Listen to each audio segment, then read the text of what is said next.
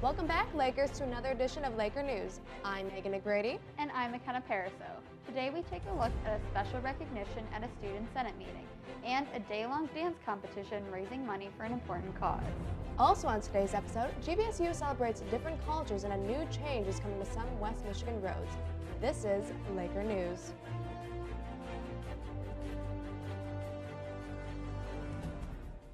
Two GVSU students were honored for an act of heroism. A resolution. Grand Valley's President Thomas Haas honored two GVSU freshmen, Trevor Fairfield and Jared Bassett, for saving a woman from a burning car on Lake Michigan Drive in January. Bassett explained what happened. I noticed a very bad accident that happened about 4 cars ahead of us. And it was so bad where her car was in the air. And as we were sprinting there, people were running away because when they see car and fire, they think explosion. But basically that wasn't on our minds.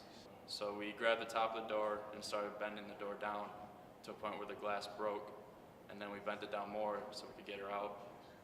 That's when I reached in and grabbed underneath her arms and pulled her torso out.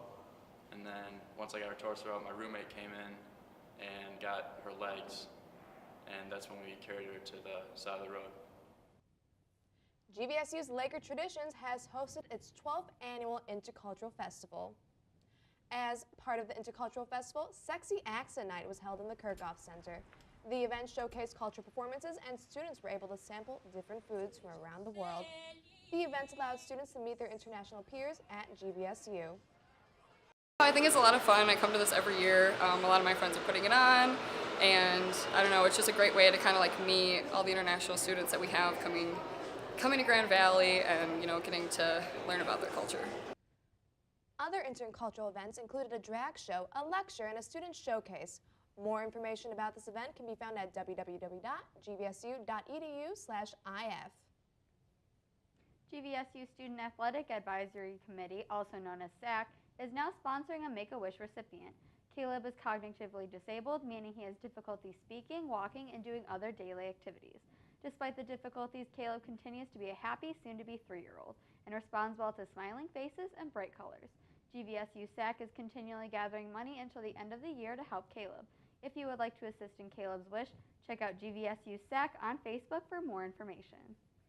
A new law is speeding up the roadways in Michigan. Some country roads and freeways will be raising the speed limit over the next few months. Laker News reporter Jacob Arvidsson has more in the story. The Michigan Department of Transportation is raising the speed limit on several state trunk lines from 55 to 65 miles per hour and from 70 to 75 on several freeways. In a lot of cases, it's not about raising the speed limits. It's more about reacting to what traffic is already driving. We have general ideas where it would be more appropriate than not, and we'll probably look at those. We'll look at those closer. There's kind of a statewide effort going on right now. In the more populated Grand Rapids area, US 31 north of Kent County and the I-96 stretch from Lowell to Portland are good candidates for the speed limit increase. They are straight, flat, and not too curvy, said MDOT. The speed increase means Michigan has the highest limit in the Great Lakes region. Only 6 states will have higher speed limits nationally. The thing holding the rest of the country back is concern for safety, said MDOT's John Richard. You know, we do what we can to make things safer, but 95% of all crashes are because of human error, and that's really difficult to engineer for. So with the old speed limit being 70 miles per hour, most people go 75, 76 miles per hour anyway. Just begs the question, with the speed limit now being raised to 75, will people think it's okay to go 80, 81 more often? Cars drive at a speed that they feel most comfortable and most safest at driving. Those are drivers like you and me, not drivers that are going to drive 90, 100, no matter what the speed limit is. I don't think you're going to see an increase of beyond that other than what the posted speed limit is. Sergeant Austin said the new speed limits are based on the 85th percentile, or the speed that 85% of drivers do not exceed on a particular road. Reporting from outside the Ottawa County Sheriff's Office in West Olive, Michigan, I'm Jacob Arvidsson. The money to pay for the study and the cost of updating speed limit signs across the state will come from the gas and registration fees that Michigan residents pay.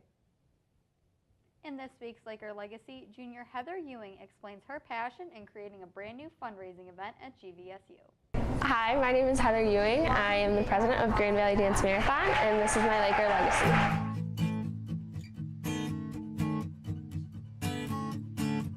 Dance Marathon is basically a fundraiser for Helen DeVos Children's Hospital, and our Lakerthon event is where we stand on our feet for 12 hours to show how much we care about these kiddos.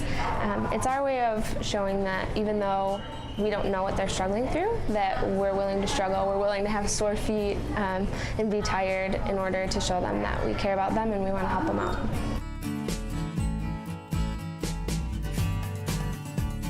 I believe my Laker legacy is Grand Valley Dance Marathon.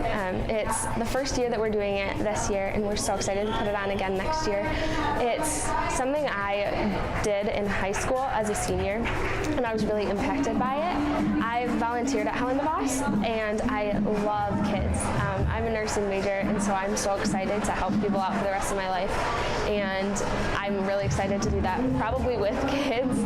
They're a big passion of mine, and so being able to take what I'm passionate about and what I want to use as a career and turn that into an event and something that's benefiting others is just a really big part of my life. It's something that I'm very passionate about, is loving other people and showing them that and helping them out as best I can.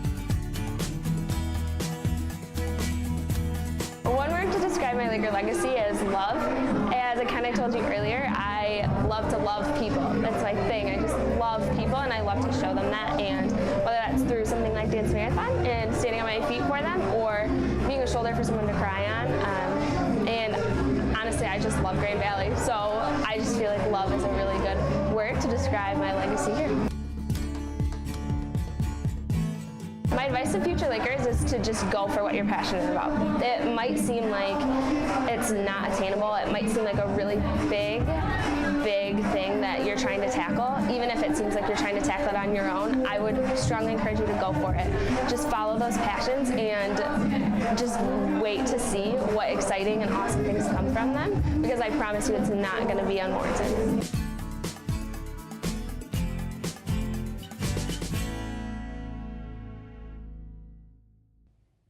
Overall, the Grand Valley Dance Marathon raised over $18,000 for the kids at the Helen DeVos Children's Hospital. This week, our Grand DIY team shows us how to conveniently eat healthy with this fun and simple salad in a mason jar.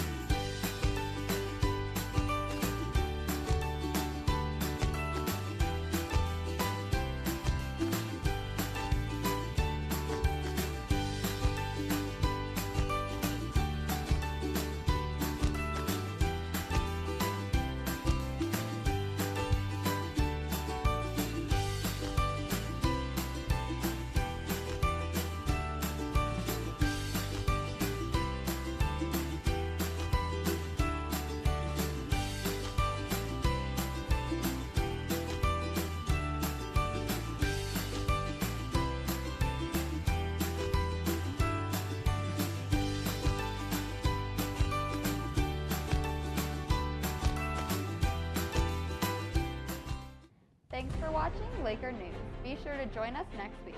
Check out our Facebook page at GVTV Laker News for more content. And follow us on Twitter at GV Laker News for updates. Have a great week and go Lakers!